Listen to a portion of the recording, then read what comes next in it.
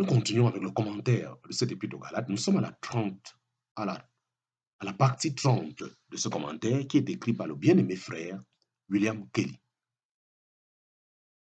Voici moi, Paul, je vous dis que si vous êtes circoncis, Christ ne vous profitera de rien.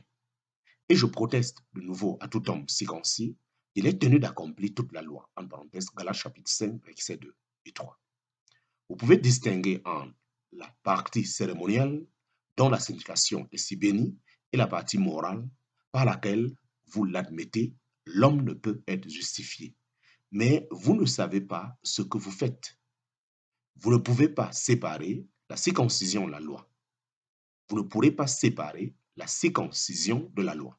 Dieu a incorporé ce rite formellement dans toute la structure de la loi que, bien qu'elle ait existé auparavant, elle est devenue ensuite une partie intégrante de la loi et s'y est amalgamée si fortement que vous ne pouvez plus séparer le rite de tout le système légal. Si vous reconnaissez une partie quelconque du rituel comme ce à quoi vous êtes assujetti, vous êtes responsable à l'égard de tout le système légal en général. Vous êtes sous une obligation quant à tout ce qu'il demande et je désire attirer solennellement votre attention sur ce point. Vous êtes tenu d'accomplir toute la loi. En parenthèse, Galates chapitre 5, verset 3. Chapitre 5, petit 2, sous 2, Galates chapitre 5, verset 3 à 4. Tenu d'accomplir toute la loi ou identifié avec Christ mort et ressuscité. Tenu d'accomplir toute la loi ou identifié avec Christ mort et ressuscité. Nous lisons pour cela Galates chapitre 5, versets 3 à 4.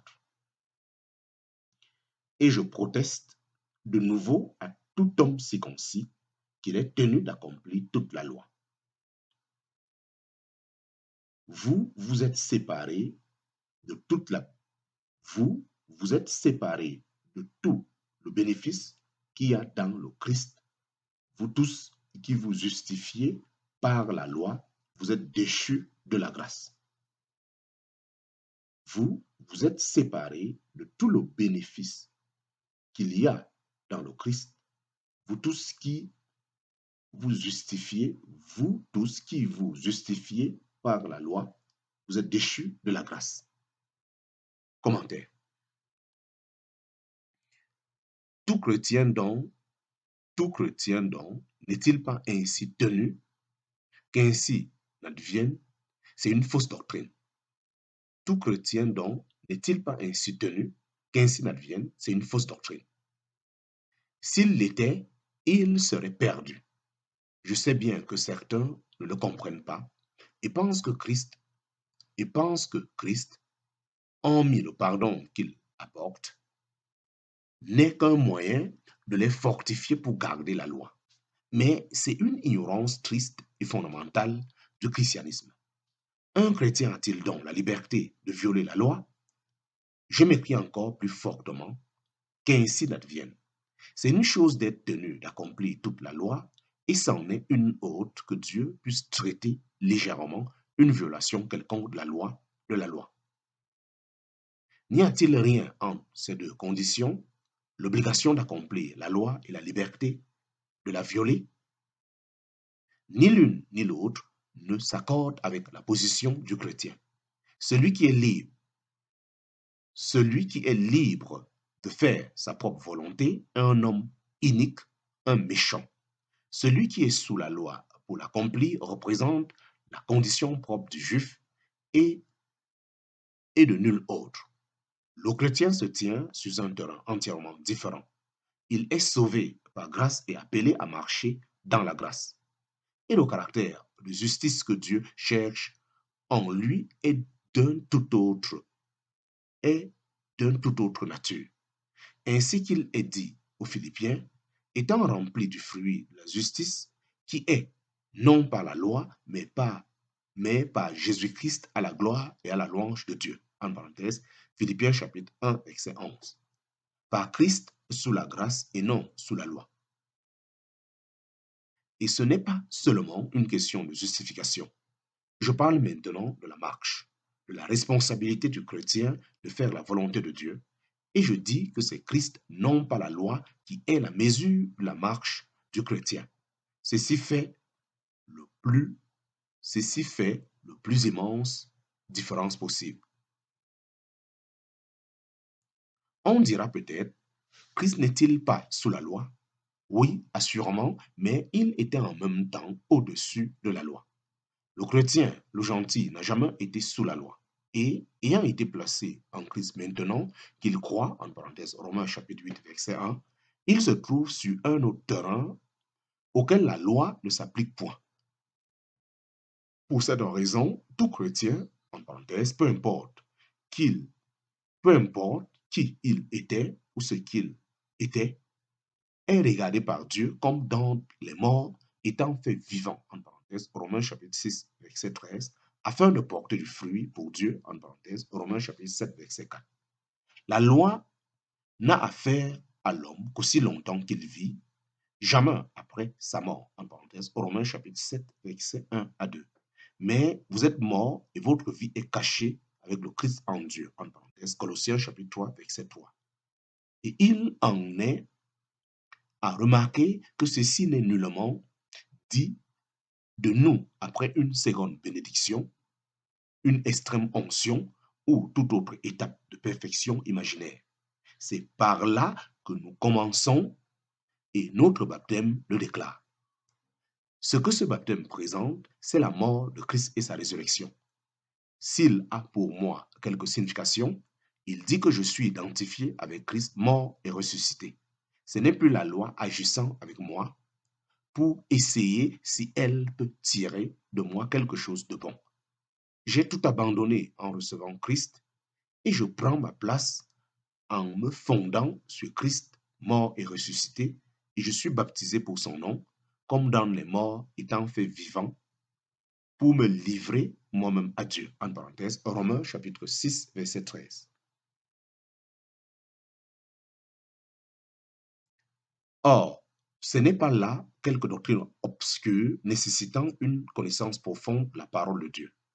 Elle n'est pas cachée sous quelque tournure compliquée ou figure d'un livre difficile, mais elle est clairement présentée dans l'Épître aux Romains. Elle est une doctrine invariable. Où que vous regardez, où que vous regardiez, telle est la vérité fondamentale du christianisme. Dieu en a fini d'avoir affaire simplement à la chair. Il a un autre homme et même un homme nouveau. Christ ressuscité dans les morts et c'est lui que le chrétien a reçu. C'est là pratiquement ce que Dieu veut réaliser dans le cœur du chrétien. Marcher en lui, en parenthèse, Colossiens chapitre 2, verset 7. Un jeune chrétien peut être abattu après avoir reçu Christ par le sentiment du mal qu'il découvre en lui-même. Il se demande comment cela est possible. Il sait combien Christ mérite d'être servi et il est conscient combien peu il le sert comme il le devrait. Il est rempli de tristesse quant à lui-même et en vient peut-être à douter d'être vraiment chrétien.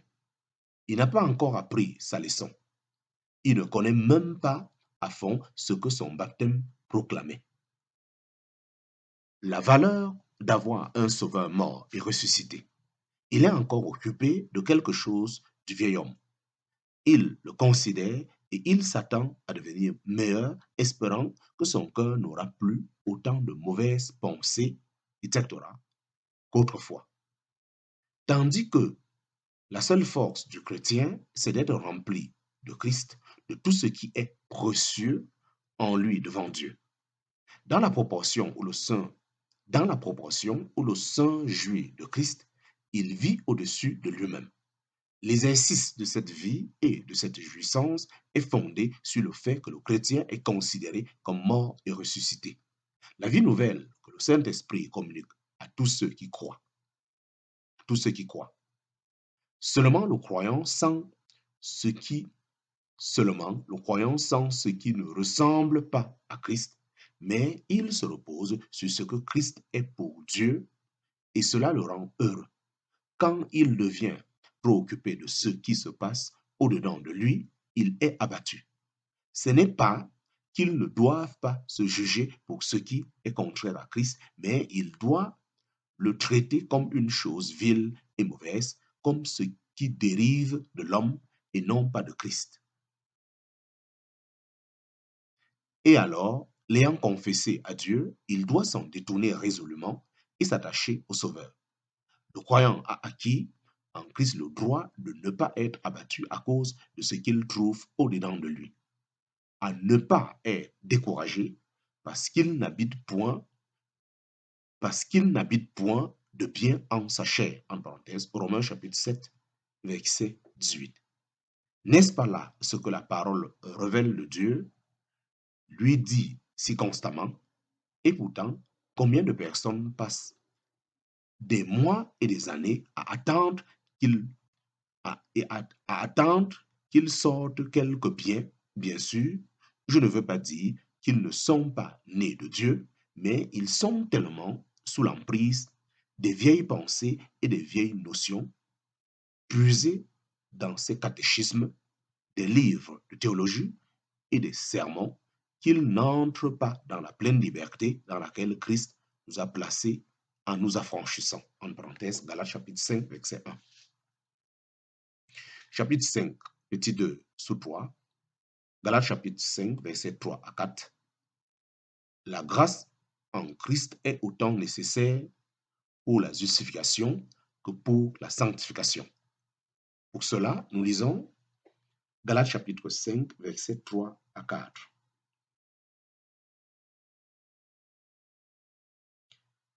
Et je proteste de nouveau à tout homme circoncis qu'il est tenu d'accomplir toute la loi.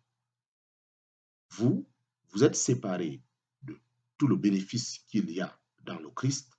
Vous tous qui vous justifiez par la loi, vous êtes déchus de la grâce. Commentaire.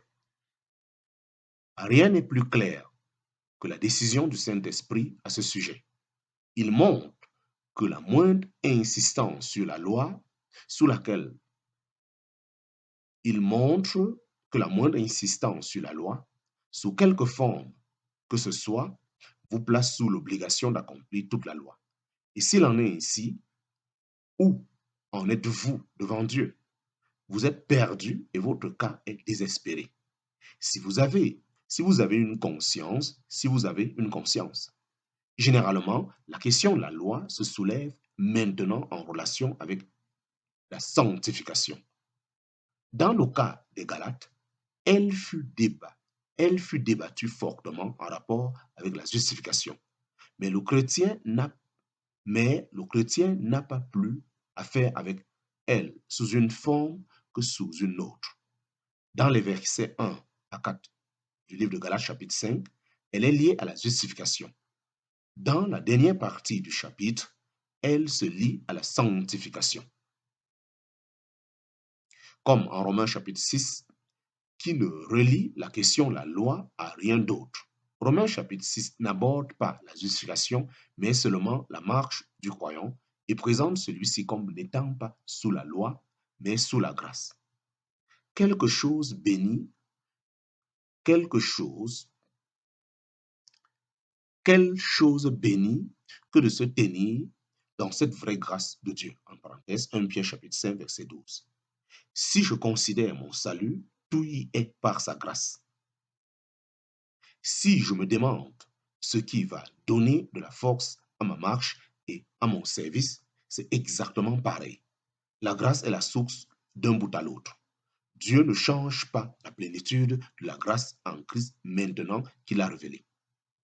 Lancé dans cet océan, il ne reviendra pas à ce qui avait pour rôle de démasquer et de châtier le vieil homme, aussi nécessaire que cela ait été. N'est-ce pas une joie pour lui d'en avoir fini avec ce qui n'a jamais produit que les tristes résultats suivants en rapport avec l'homme? Ceux qui avaient une conscience étaient écrasés et ceux qui n'en avaient point trouvé dans la loi une occasion de s'établir une propre justice. Ceux qui étaient consciencieux gémissaient et étaient misérables, et ceux qui ne l'étaient pas étaient remplis d'eux-mêmes et de leur bonté imaginaire.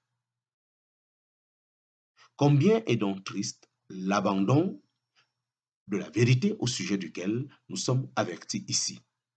Vous, vous êtes séparés de tout le bénéfice qu'il y a dans le Christ, vous tous qui vous justifiez par la loi. Vous êtes déchus de la grâce, en parenthèse, Galates chapitre 5, verset 4. Ces expressions ne veulent pas dire qu'ils étaient tombés dans l'immoralité ou qu'ils s'étaient ouvertement écartés de Christ, mais ils avaient joint la loi à Christ comme moyen de justification, et dès l'instant où c'était fait, le seul principe sur lequel Dieu peut nous tenir pour justes était échappé, car Dieu justifie des pécheurs. Quelle gloire de Dieu à celui qui ne fait pas des œuvres, mais qui croit en celui qui justifie l'impie, sa foi lui est comptée à justice.